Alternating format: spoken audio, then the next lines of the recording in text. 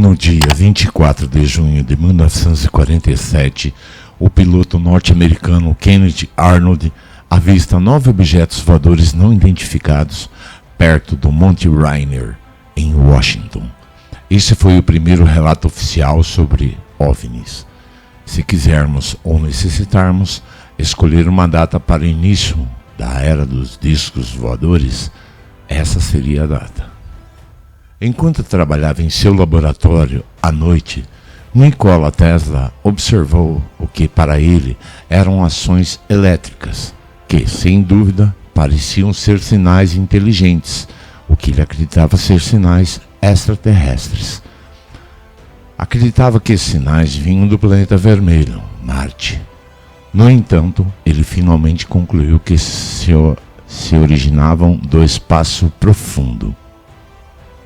No mês de julho de 1947, a cidade de Roswell, Novo México, se tornou palco do caso mais importante envolvendo uma possível queda de nave extraterrestre. Albert Einstein esteve em uma viagem ultra-secreta no Novo México, Estados Unidos. Fez um tour no que seria um disco voador, além de ter acompanhado uma autópsia alienígena. Os acontecimentos foram relatados em uma série de gravações pouco antes de sua morte, em 2015, aos 85 anos, quando a ex-assistente concordou em ser entrevistado pela caçadora de OVNIs Sheila Franklin. As fitas foram divulgadas apenas agora. Série de relatórios de avistamento de OVNIs entre o dia 12 de julho e 29 de julho de 1952 em Washington, D.C. Houve uma série de relatos identificando avistamentos, contatos e OVNIs pairando pelo céu dos Estados Unidos, principalmente em Washington, inclusive em cima da Casa Branca.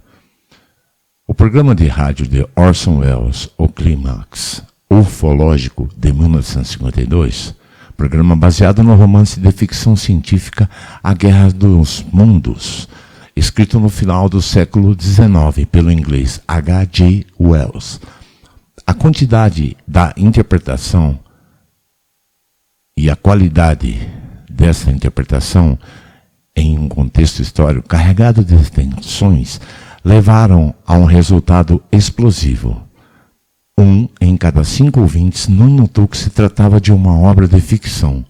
Parte considerável do público acreditou que se tratava que a Terra realmente estava sendo invadida por marcianos. Milhares deixaram suas casas tentando fugir da cidade. O pânico provocou acidentes em séries, prejuízos incalculáveis e até tentativas de suicídio.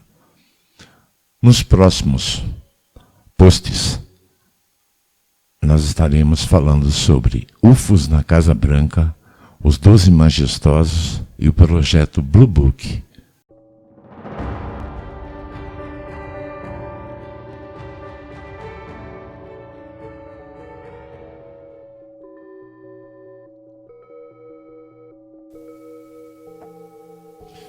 Segunda Guerra Mundial, Guerra Fria e OVNIs. Durante a Segunda Guerra Mundial, um fenômeno apelidado de Foo Fighter se tornou conhecido entre os pilotos aliados. Tratava-se de OVNIs que seguiam alguns dos pilotos das aeronaves de guerra. Os aliados acreditavam tratar-se de alguma arma secreta do inimigo, já que o fenômeno parecia segui-los. Ao final da guerra, descobriu-se que nem os aliados nem o eixo tinham relação com tais aparições inexplicáveis. Pelo menos, não oficialmente. O termo Foo Fighter foi usado por pilotos de aviões aliados na Segunda Guerra Mundial para descrever vários OVNIs ou fenômenos aéreos misteriosos vistos nos céus da Europa e do Oceano Pacífico.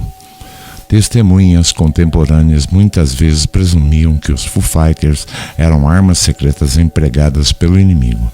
Apesar desses temores, os Foo Fighters nunca foram considerados como tendo prejudicado ou mesmo tentado prejudicar alguém. Geralmente, pensados como bolas de luz ou fogo, vários tipos diferentes de fenômenos relatados foram classificados como Foo Fighters. Havia outros termos usados para descrever esses objetos, como bolas de fogo Kraut, mas Foo Fighter parece ter sido o mais popular. O termo é geralmente pensado para ter sido emprestado da banda desenhada muitas vezes surrealista Smoking Stover. Smoking, um bombeiro que gostava de dizer: onde há fogo, há fogo. Esse fou pode ter sido vindo de feu, uma palavra francesa para fogo, ou da pronúncia de smoky, da palavra combustível. Acredito que esses fenômenos ocorridos durante a Segunda Guerra, assim como o programa de Orson Welles, tenham contribuído para trazer o assunto dos OVNIs para um público mais abrangente. Eles são tão importantes quanto o relato oficial do piloto Kennedy Arnold. O período da Guerra Fria. No ano de 1947, a Segunda Guerra Mundial terminou há 2 anos. O presidente dos Estados Unidos, Harry Truman, impõe a doutrina Truman, que serviria para conter a expansão do comunismo no mundo, e posteriormente o Plano Marshall, um programa de reconstrução da Europa pós-guerra. O termo Guerra Fria é usado para designar as crescentes tensões entre Estados Unidos e a União Soviética durante um debate do Congresso. No dia 24 de junho de 1947, o piloto norte-americano Kennedy Arnold avista 9 objetos voadores não identificados perto do Monte Rainier, em Washington. Esse foi o primeiro relato oficial sobre OVNIs.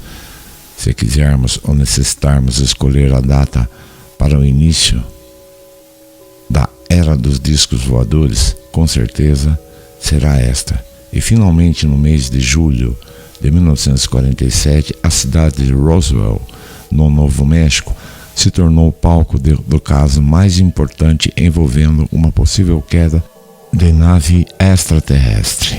60 anos depois, o caso ainda permanece um mistério. Teria mesmo caído um disco voador naquela região desértica? Os militares norte-americanos resgataram a nave e seus tripulantes? Ou era apenas um balão meteorológico, como afirmam as autoridades até hoje? Mas a década que tornou os discos voadores populares e que os inseriu cada vez mais na cultura popular norte-americana foi a década de 1950. Depois da Segunda Guerra, o mundo ficou dividido entre 2 partes, 2 potências que eram os Estados Unidos e a União Soviética. Do final da década de 40 até o início da década de 90, muitos conflitos ocorreram devido a essa guerra. Durante os anos 50, houve uma corrida armamentista onde Estados Unidos e União Soviética criaram armas cada vez mais poderosas e que chegaram às bombas atômicas e de hidrogênio. Criação da OTAN, Organização do Tratado do Atlântico Norte, em 1949, em 1955 a criação do Pacto de Varsóvia e o marcatismo da década de 50 dos Estados Unidos, perseguição aos comunistas liderada pelo senhor Joseph McCarthy, Guerra da Coreia, em junho de 1950 a julho de 53, e por fim a corrida espacial, que em 1961 fez o astronauta soviético Yuri Gagarin ser o primeiro homem a ir para o espaço e retornar a salvo. Em 1969, fez os norte-americanos Neil Armstrong e Edwin Aldrin serem os primeiros homens a pousarem na Lua. Edgar Mitchell, participante da missão Apollo 14, é o 6º homem a caminhar na Lua, afirmando em uma entrevista recente que acredita que aliens pacifistas visitaram a Terra. O objetivo era impedir que ataques nucleares acontecessem durante a Guerra Fria. Isso, de acordo com ele, explicaria os avistamentos de OVNIs perto de bases militares na época. Falei com muitos oficiais da Força Aérea que trabalharam nessas estações durante a Guerra Fria. Eles me contaram que os OVNIs eram vistos com frequência e que eram capazes de desligar seus mísseis. Outros oficiais da costa do Pacífico contaram que os mísseis eram derrubados com frequência por naves alienígenas, afirmou Mitchell.